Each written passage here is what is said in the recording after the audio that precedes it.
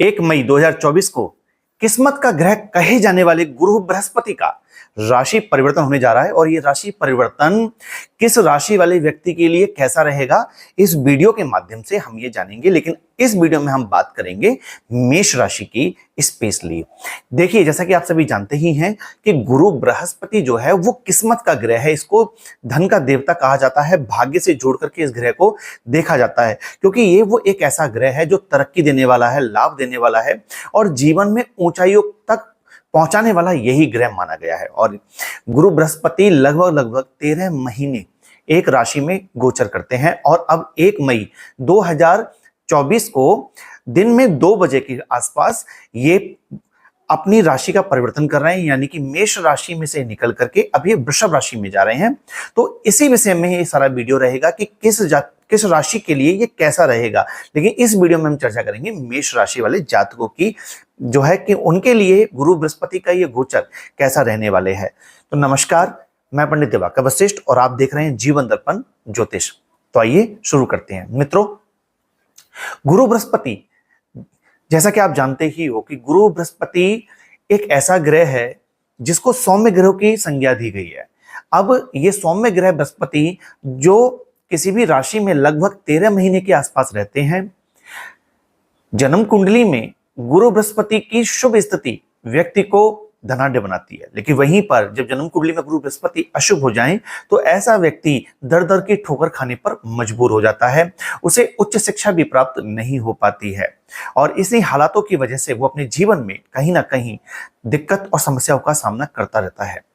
अब गुरु बृहस्पति का गोचर हो रहा है। मेष राशि में गुरु बृहस्पति अब तक विचरण कर रहे थे, यानी कि मेष राशि वाले जातकों की अगर हम बात करें तो उन पर जन्म की बृहस्पति चल रही थी। जी हाँ दोस्तों, अब बृहस्पति मेष राशि से निकल करके वृषभ राशि में प्रवेश कर जाएंगे।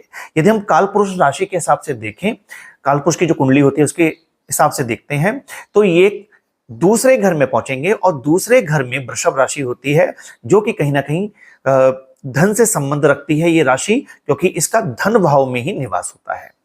अब शुक्र, क्योंकि खुद वो लग्जरी, ऐश्वर्य और भोग के स्वामी हैं, अब इसमें जब बृहस्पति पहुंचेंगे, यानी कि दूसरे घर में धन के भाव में बृहस्पति पहुंचेंगे शुक्र की राशि में, तो यहां पर एक योग का निर्माण होगा, लक्ष्मी नारायण योग का। जी हाँ, क्योंकि शुक्र को लक्ष्मी से जोड़ करके देखा जाता है।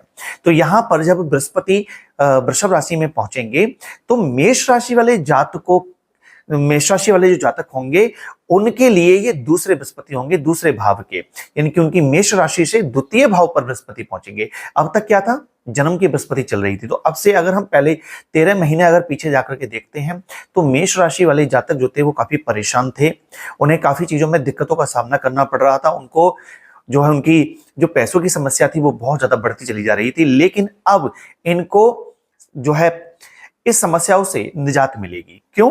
क्योंकि मेष राशि वाले जातकों के लिए गुरु बृहस्पति जो होते हैं वो नवम भाव और 12वें भाव के स्वामी होते हैं। नवम यानी भाग्य भाव के स्वामी होते हैं और 12वां भाव यानी कि व्यय, खर्च भाव के स्वामी यहाँ पर गुरु बृहस्पति हो जाते हैं।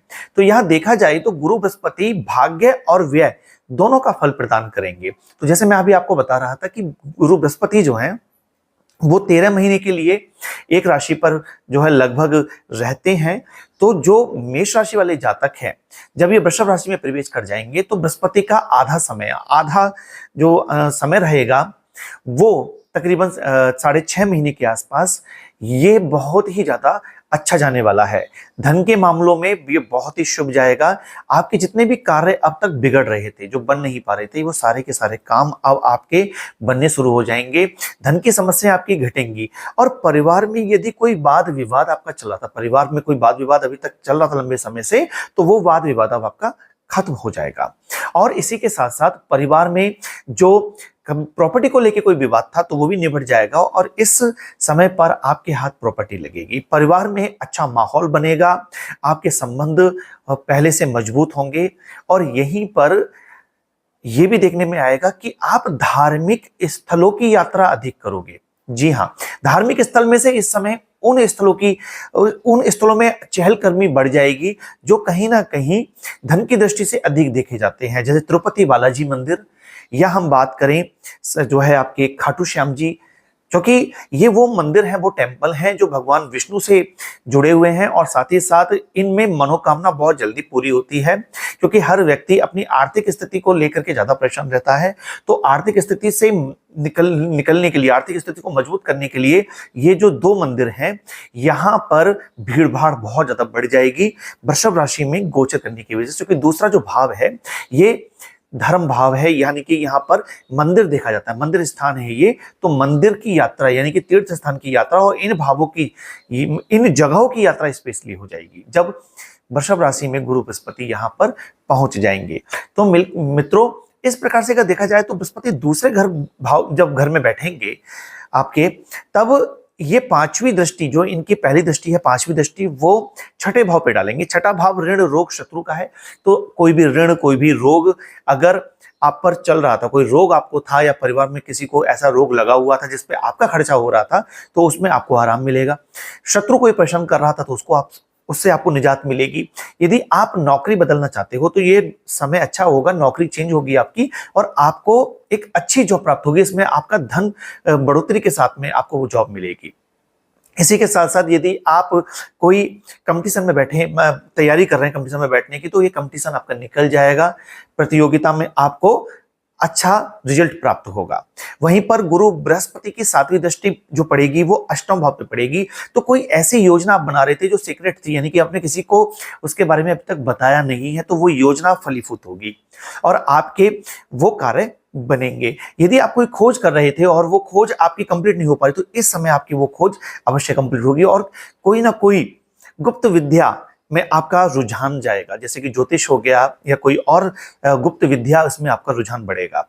वहीं से गुरु बृहस्पति की जो है नवी दृष्टि कर्म भाव पे पड़ेगी। अब कर्म भाव पे जब दृष्टि पड़ेगी तो आप अपने कार्य में परिवर्तन लाएंगे। अब तक जिस प्रकार से आप काम करते चले आ रहे थे उस प्रकार से अब आप काम नहीं करोगे, आप अपने काम में बदलाव लेकर के आओगे। आपके स्थान परिवर्तन के योग है, यानी कि आप एक जगह पर रहकर के अब तक जॉब कर रहे थे तो आपका स्थानांतरण होने की पूरी संभावना है और ये स्थानांतरण आपके फायदे में होगा। या मान लीजिए कि आप स्वयं चाहते थे कि आपका ट्रांसफर हो जाए, जो कि नहीं हो पा रहा था, तो अब आपका ट्रांसफर भी हो जाएगा। तो ये समय इस चीज के लिए बहुत अच्छा रहेगा। संतान की दृष्टि से देखा जाए तो ये समय काफी अनुकूल है, क्योंकि इस समय आपके पारिवारिक जनों का आपको पूर्ण साथ मिलेगा। तो आपकी धर्म पत्नी, आपके बच्चे आपका पूरा सहयोग इसमें देंगे और ये समय बहुत अच्छा रहेगा, एंजॉय करने वाला होगा। आर्थिक दृष्टि से, मानसिक दृष्टि से और हर प्रकार से ये समय अनुकूल है। तो स्वागत करिए बृहस्पति का जो है मेष राशि से निकल के वृषभ राशि में आने के लिए। और ये 14 मई 2025 को यहां से निकल करके मिथुन राशि में प्रवेश कर जाएंगे। तो ये पूरा एक 13 महीने के आसपास का समय रहेगा जो आप सभी के लिए बहुत अनुकूल रहेगा, जो मेष राशि के जातक हैं। अगली वीडियो में मैं बात करूंगा वृषभ राशि के जातकों की। तब तक के लिए अपना ध्यान रखिए। नमस्कार।